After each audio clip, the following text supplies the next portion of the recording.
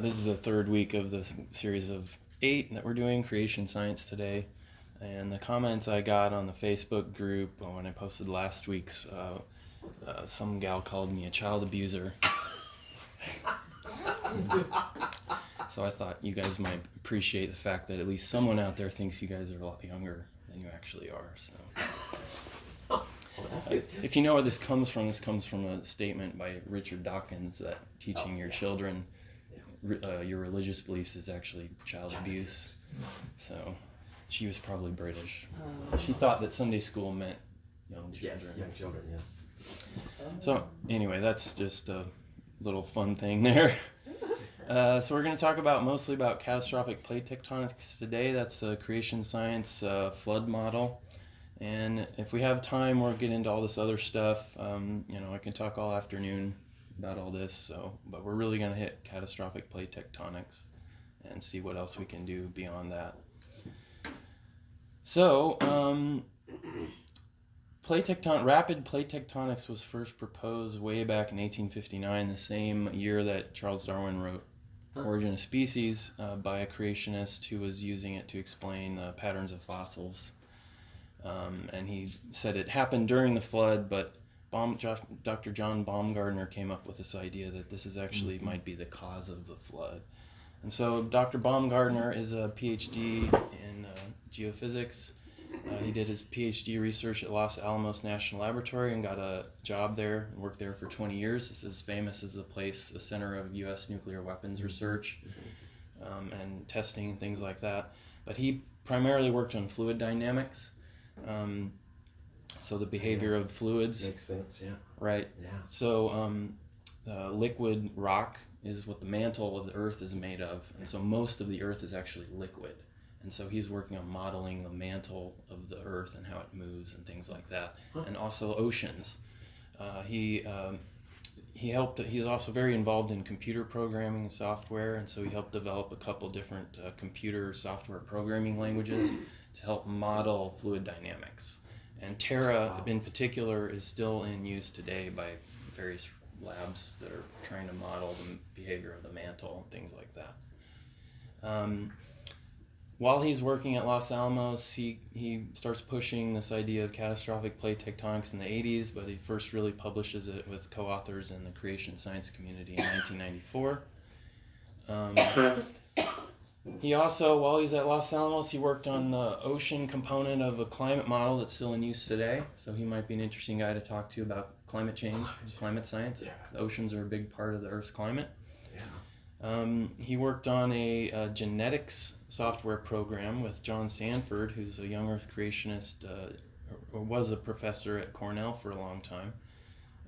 So he's even working in the field of genetics.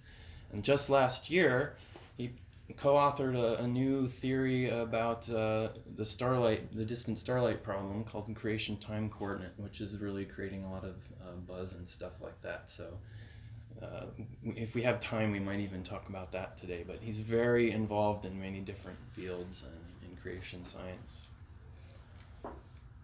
Okay, so the big problem of the flood, right, in the original model from 1961 in Henry Morris's book, The Genesis Flood, which started out the modern creation science movement, is where did all the water come from? So the original theory was called the vapor canopy theory, and that theory was that all this water is in form of water vapor prior to the flood in the atmosphere, and then during the flood it all condenses and rains down and covers the Earth. Well, the problem with that is it's not enough water. The atmosphere can't hold that much water to cover the whole Earth without the continents changing in elevation, which is a clue to where we're going. So when you read the Genesis account, it seems like it rained for 40 days and 40 nights and that caused the flood. Well, this theory says that that's probably not what happened. It's not water from the rain that caused the flood. It's not enough water. Okay, so I want you guys to think of the Earth as a water bed. This is just a typical water bed, right? As I said, We used to have one. Yeah, I know, this looks very similar to my parents had one like this too, so that's why I like the picture. It's a bit full. It looks a bit full. So think of the Earth as a waterbed, and the mantle is the water, the liquid rock, right? And then the crust of the Earth is the thin plastic layer on top. So what happens if you jump on this waterbed or you fall on it on your back and just kind of, what happens? What happens? It goes up around you. It goes up around you. So the part that you're not on goes up, and the part that you Right. are on goes down Right. because you're heavier, right?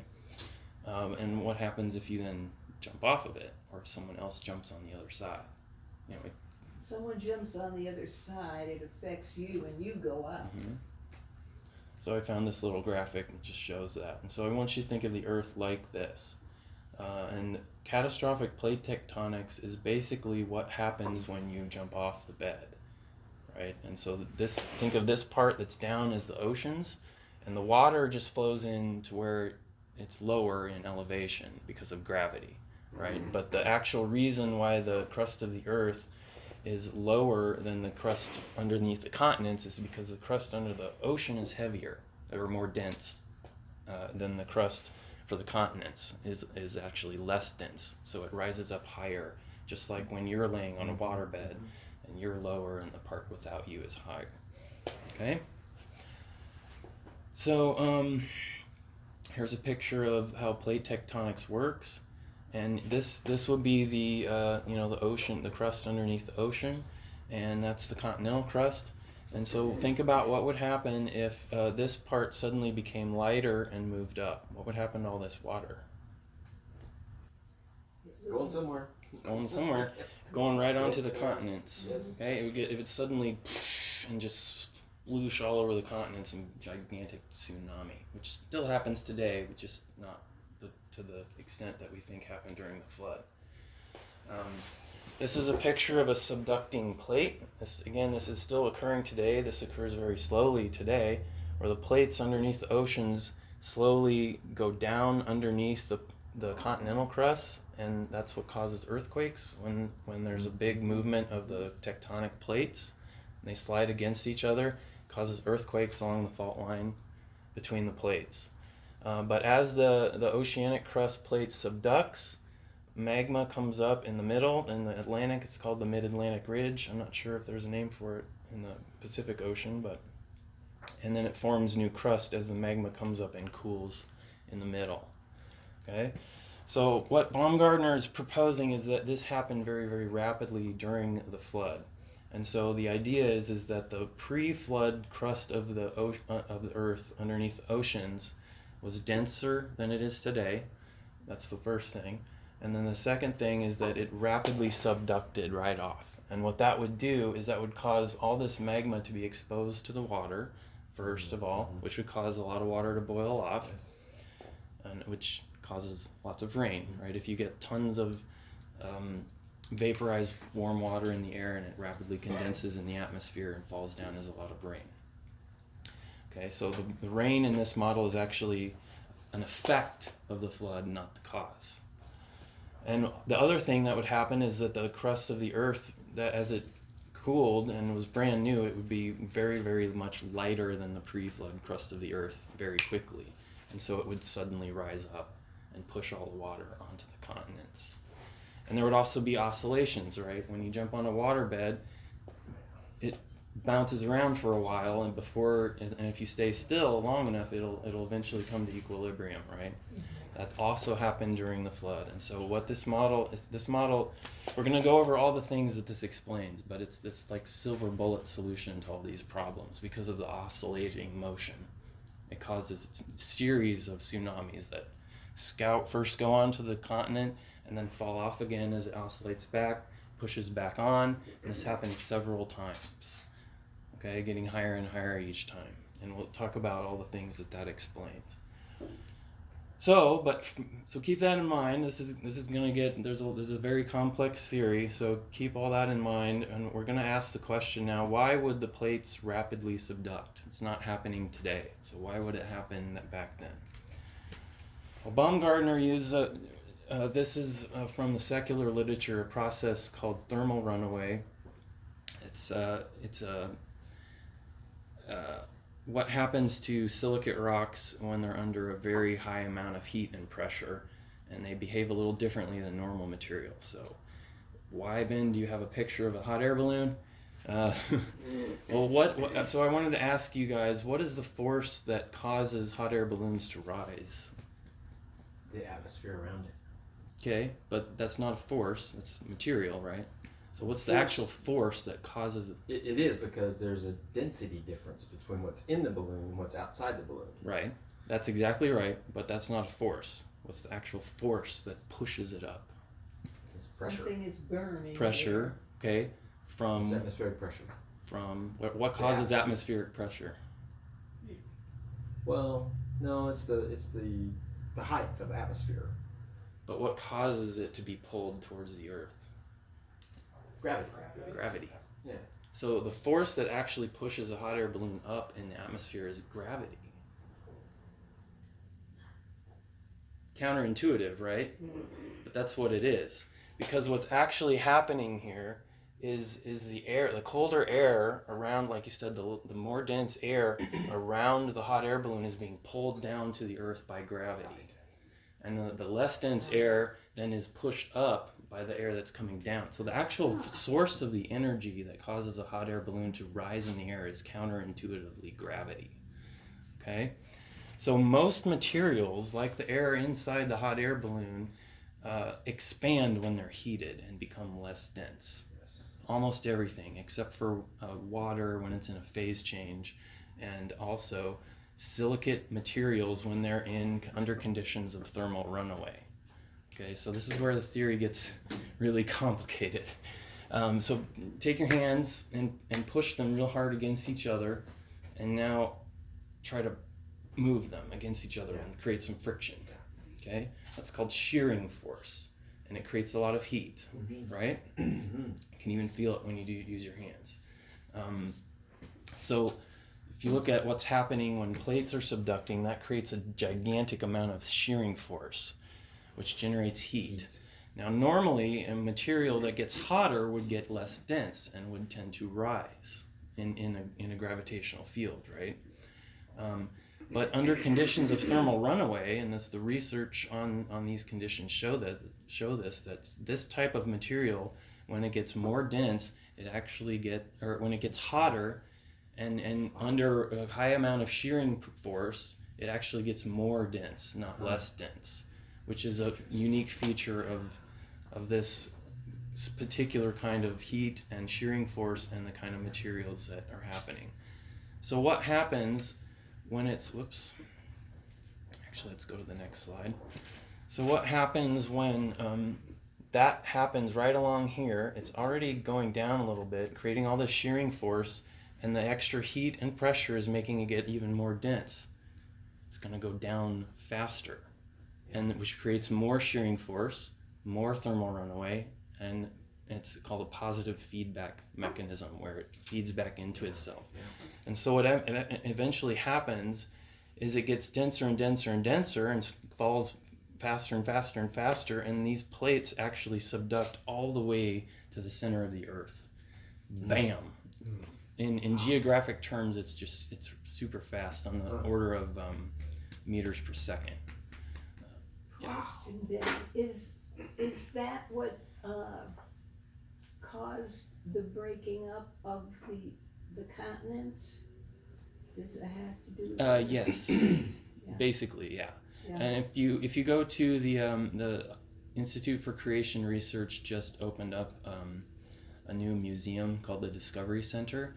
They have a display. I haven't been there yet, but I've been on a tour before it opened, and they have a gigantic globe with a projector inside that shows you how all this happened and shows you the continents and how they moved and all of this, how they think it did. They actually have moved to a 3-continent model prior to the flood. It used to be a single continent model, but they say the data shows that it looks like there were probably 3 continents prior to the flood. But they were all closer together. But yeah, if you've looked at plate tectonics before at all, you know that even secular scientists will say that, you know, South America and Africa used to be right up against each other and moved away, and North America and Eurasia were together, and India was down south of Africa and moved up north and smacked into the Eurasian continent, and that pushed up the Himalayan mountains all kinds of stuff. Wow. So that's what generally is theorized to push mountains up and cause mountains, is the plates moving against each other and the one that's on top gets pushed up. But anyway, so these plates subduct rapidly. They hit from opposite sides the center of the earth and go bam, okay? And so this explains a whole bunch of things. Let's see what my next slide is. I forgot. Okay, so this is tectonic plate movement as it occurs today, and it's caused by convection currents in the mantle. But so this is just so you can see how the plates are moving today, and very, very slowly today, on the order of centimeters per year. This is the South American plate, the Nazca plate, which is a tiny little plate over here, and the African plate, and so they're sort of just slowly sliding around on top of these convection currents, which Baumgardner actually thinks is actually still residual movement from the flood. Wow. Okay, so let's go to the explanatory power of CPT. It's again going much faster than I thought it would be. The CPT is just off the charts in terms of explanatory power. This is one of the things you want out of a successful scientific theory. The first thing it explains is footprints in flood layers, which was very difficult for creationists to explain before. So if you go for a model of the flood where it's all covered all at once, and then the sediments just slowly lay down at the bottom of an ocean, there couldn't be footprints in flood layers, because that's at the bottom of the ocean. There's no animals walking on the bottom of the ocean creating footprints. Okay? But CPT explains this because the flood occurs in stages in CPT. So because of the oscillating motion of the mantle and the continents pushing back and forth, and the water sloshes back and forth over the whole surface, right, several times, you get sediment that's washed over the continent, and the water recedes for a while, and animals have time to come back in and trample all over this brand new soft sediment, and before the tsunami comes up again and throws it over the continent again. Okay, so it explains footprints in flood layers, and Tim Clary is a geologist who's been doing a lot of work on this for ICR, and he's developed a map of footprints in North America, and showing how there's these gigantic herds of dinosaurs and stuff all moving the same direction for very, very long periods of time. And the footprints, they all go in the same direction, which is weird. You wouldn't think of an animal herd like going in the same direction for hundreds of miles, right? Well, he theorizes that was one of the edges of one of the stages of the flood, where they're running along this new shoreline trying to find, the place where they used to be, it's not underwater anymore.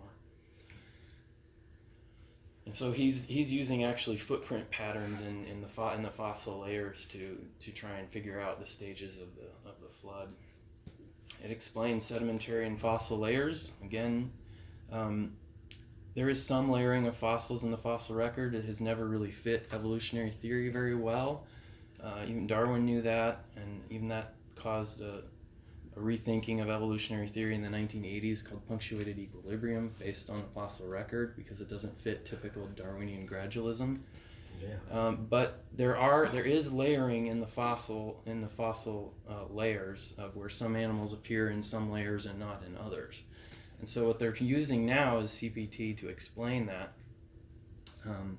because different animals that lived at different elevations on the pre-flood continents would have been killed and buried at different stages of the flood.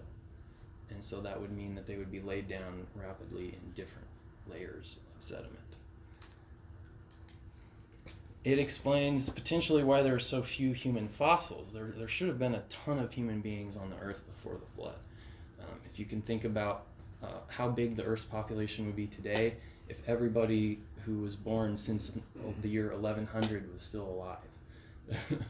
All right, so there were probably a ton of people on the Earth prior to the flood, but we find very few human fossils.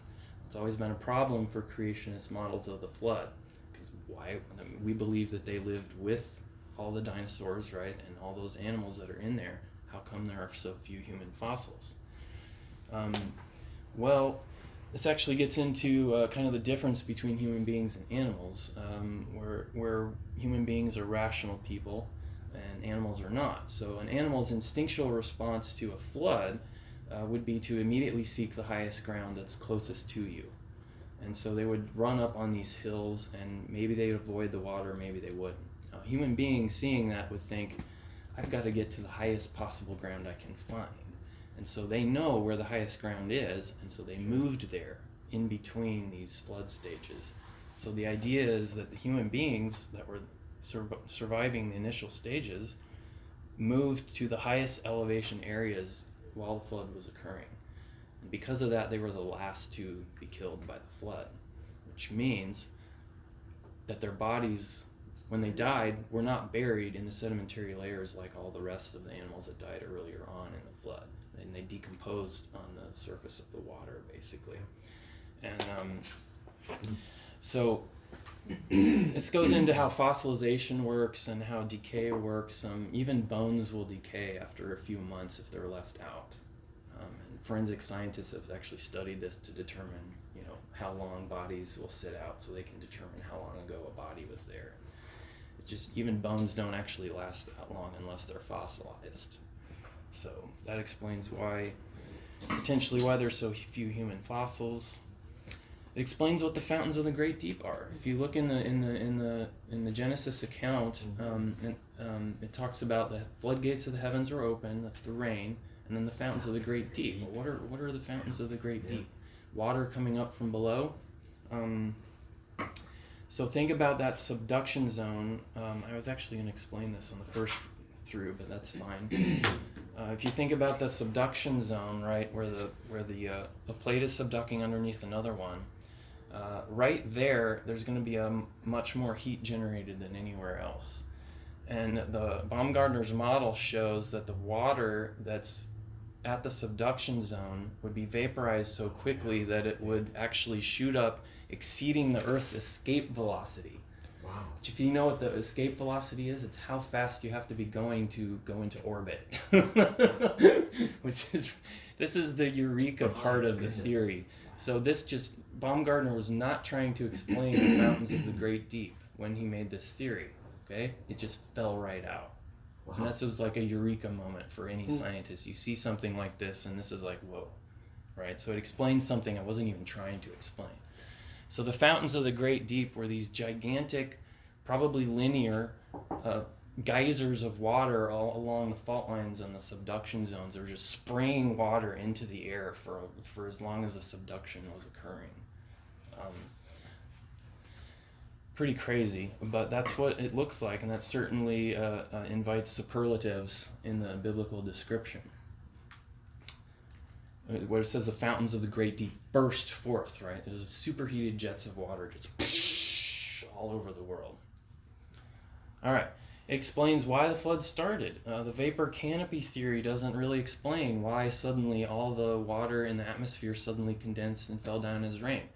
This explains why the flood started.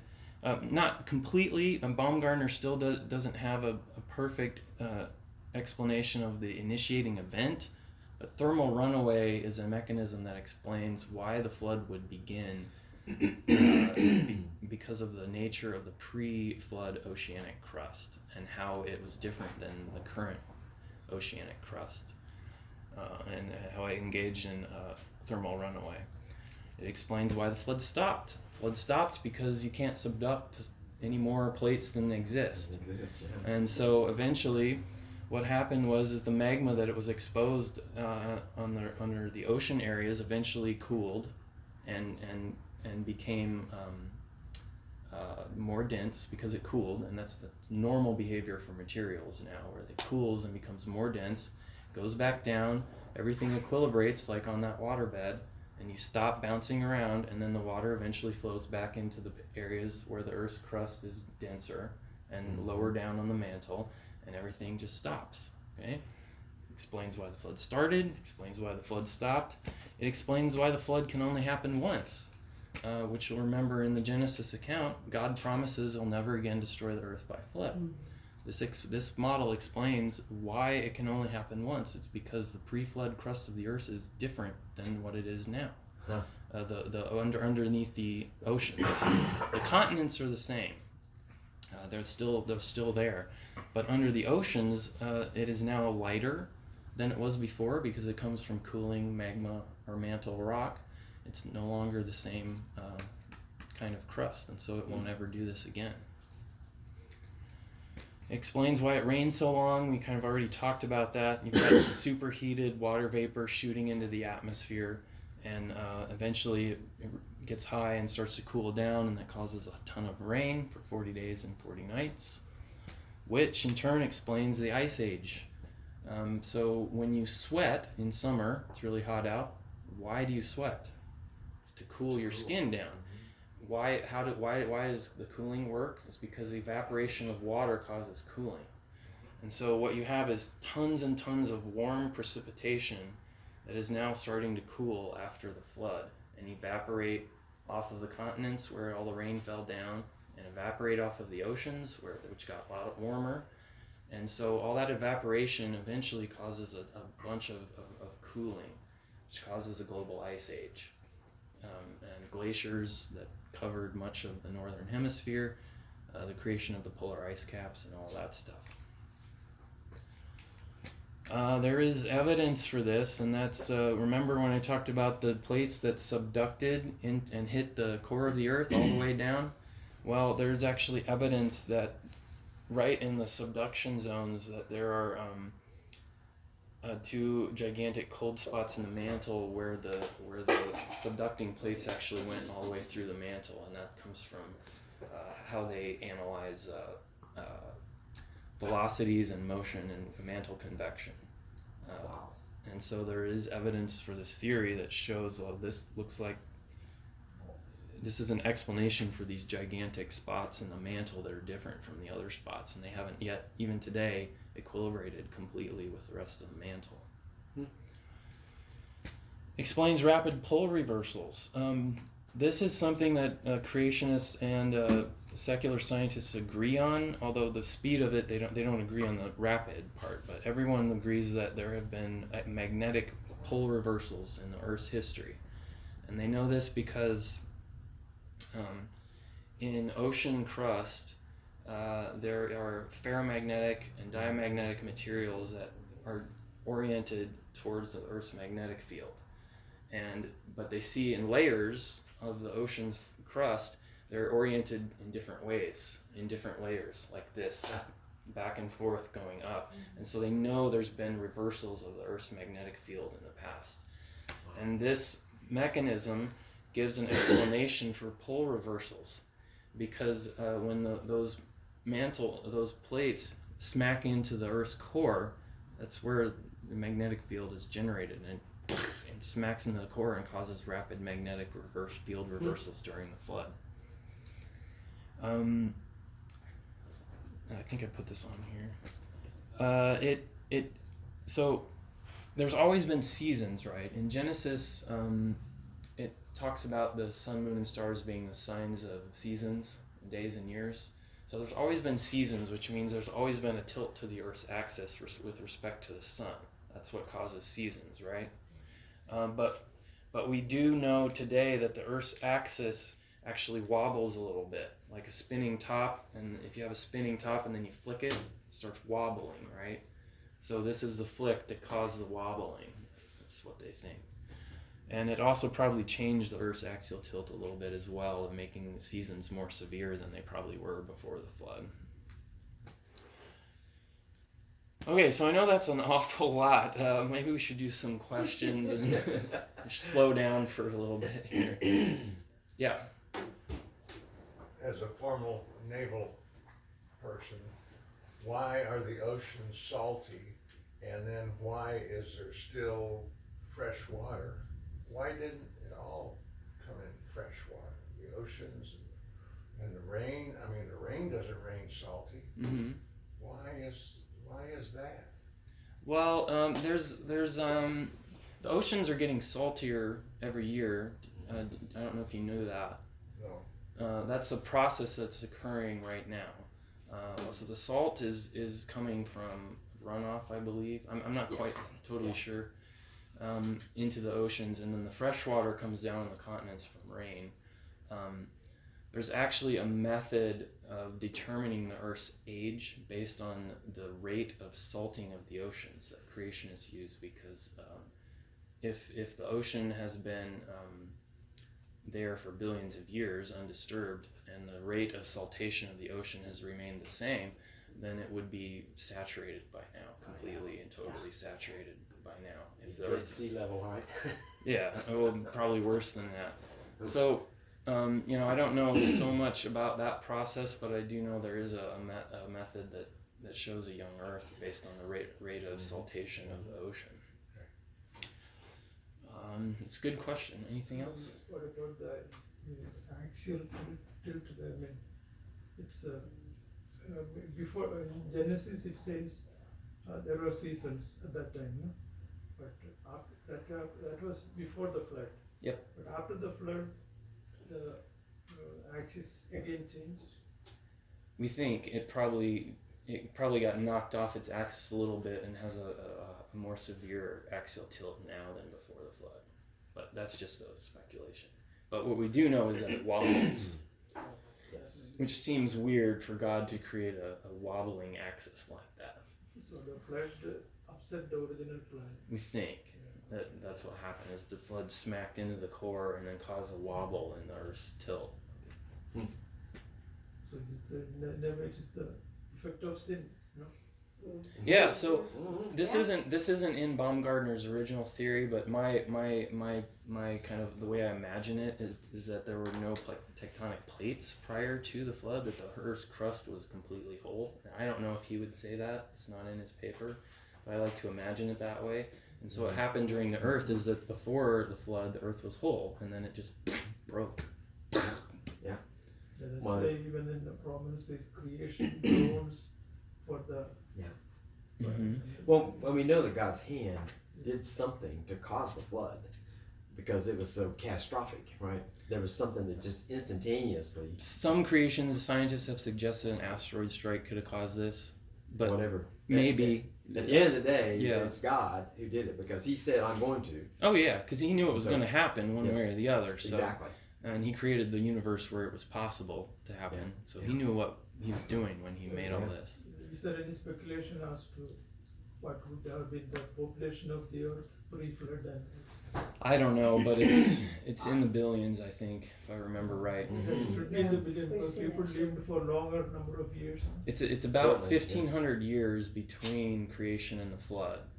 And so, if you think 1,500 years in our past, we're about almost 8 billion now. 1,500 years ago, human population, I think, was in the hundreds of millions. That's astounding. Only 6 people, 6 or 8. I mean, the Noah and his family, only they could escape. Yeah. All the rest. Yes. And they did live for amazing. several hundred years after the flood. The lifespans didn't immediately decrease. Yes. So Yes. they were able to repopulate the Earth pretty quickly. There are mathematical models I've seen that go into that and how population growth works. Yeah. But- Another question. And we are also almost reaching 8 billion now. Yeah. Back in the 60s, they would have said we're all going to die of starvation before that happens.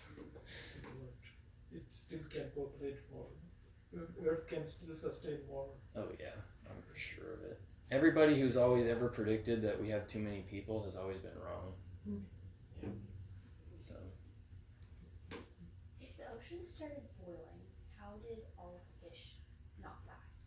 Good question. The answer is probably that they didn't 100% boil, right? It's just the water right at the bottom, Right.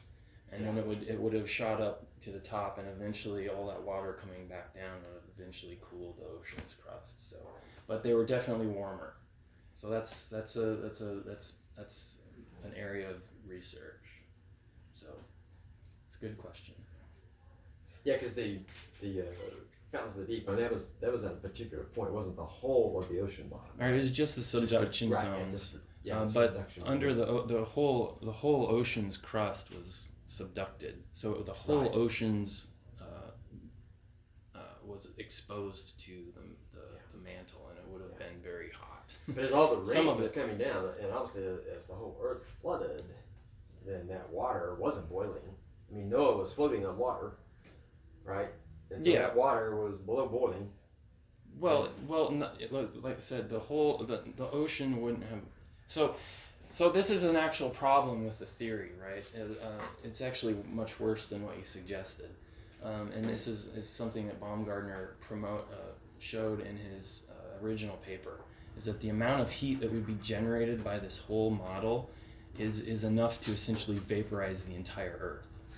Okay, Ooh. so. He presented this, and he knows this is a problem with the theory. And again, it's a scientific theory.